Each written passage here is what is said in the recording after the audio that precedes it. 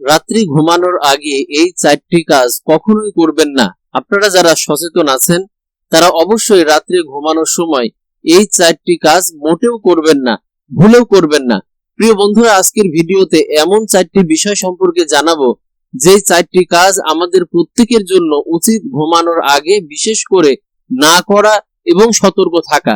1 number, রাত্রে ঘুমানোর আগে কখনোই যে কাজটি করা যাবে না সেটি হলো, যদি আপনার আমার কোনো জামা কাপড় বাহিরে কোনো জায়গায় যদি নাড়া থাকে বা যদি কোনো সেটা শুকাতে দেওয়ার জন্য থাকে, ওই জামা কাপড় কখনোই রাত্রে ওইভাবে ছেড়ে আপনি ঘুমাবেন না।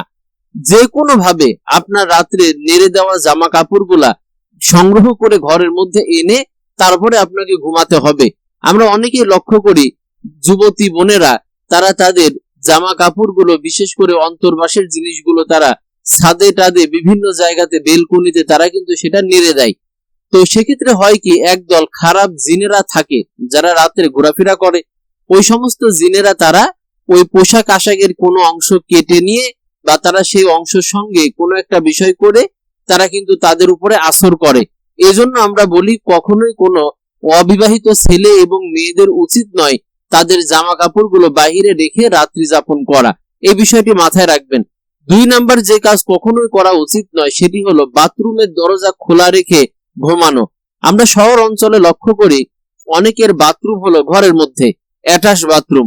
তো সেক্ষেত্রে হয় কি, অনেকে মনে করেন যে বাথরুম বন্ধ করে থবো, বন্ধ করে তুলে পরে হয় কি একটা গ্যাস গ্যাস গন্ধ হয়। তো দরজা খোলা রাখলে একটু ভালো পরিবেশ, হাওয়া বাতাস ঢোকে। এই জন্য তারা কি করেন, দরজা খোলা রেখে রাত্রে ঘুমান।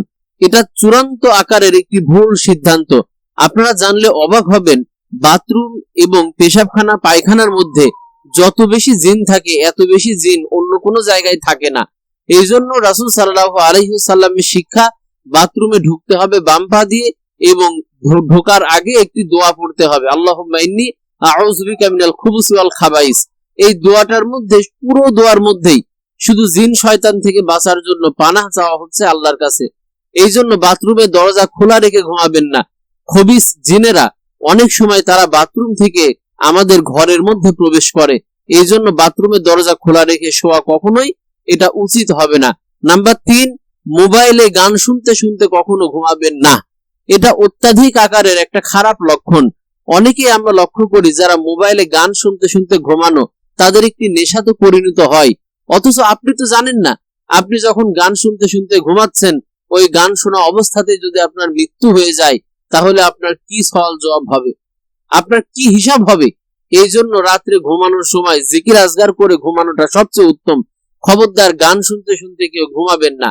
এই অভ্যাস থাকলে আপনারা দূর করে ফেলবেন। নাম্বার 4 এবং সর্বশেষ হলো, মাথার পাশে বা পায়ের দিকে জানালা খোলা রেখেও কখনো ঘুমাবেন না।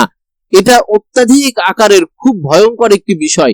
মাথার কাছে যদি আপনার জানালা থাকে অথবা পায়ের কাছে যদি আপনার জানালা থাকে বা আপনার শরীরের আশপাশে যদি জানালা থাকে আর আপনি সেই অবস্থাতে জানালা খোলা রেখে যদি ঘুমান, সেক্ষেত্রে হয় কি, খারাপ জিনেরা আপনার সাইড দিয়ে যখন চলাফেরা করে তখন আপনার শরীরের যদি খোলা কোনো জায়গা তার নজরে পড়ে, ধরে নেন আপনি একটি অবিবাহিত একটি যুবক ছেলে, আপনি খালি গায়ে ঘুমাচ্ছেন গ্রামের বাড়িতে, আপনার মাথার সামনে জানালা খোলা, একটা নাপাক মহিলা জিন ধরেন যাচ্ছে সে রাস্তা দিয়ে, এই অবস্থাতে যদি সে আপনার শরীরের কোনো অংশ দেখে ফেলে, সে যদি তার মনের মধ্যে একটি ভালো লাগা তৈরি করায়, তাহলেই কিন্তু এটা ভবিষ্যতে আপনার মারাত্মক একটি ক্ষতির কারণ হিসেবে দাঁড়াবে। এই জন্য কখনোই উচিত হবে না জানালা খোলা রেখে ঘুমানো। কাজে আজকের এই ভিডিওতে আমরা যে 4টি বিষয় নিয়ে বললাম, এই 4টি বিষয় সম্পর্কে আপনারা সতর্ক থাকবেন। আমি আবার সুবিধার্থে বলে দিচ্ছি। 1 নম্বরে, কখনোই জামা কাপড় বাহিরে রেখে ঘুমাবেন না। নাম্বার 2, বাথরুমের দরজা খোলা রেখে ঘুমাবেন না। নাম্বার 3, মোবাইলে কানে হেডফোন দিয়ে গান শুনতে শুনতে ঘুমাবেন না। নাম্বার 4, কখনো জানালা খোলা রেখে ঘুমাবেন না। এই 4টি বিষয় মাথায় রেখে আপনারা চলার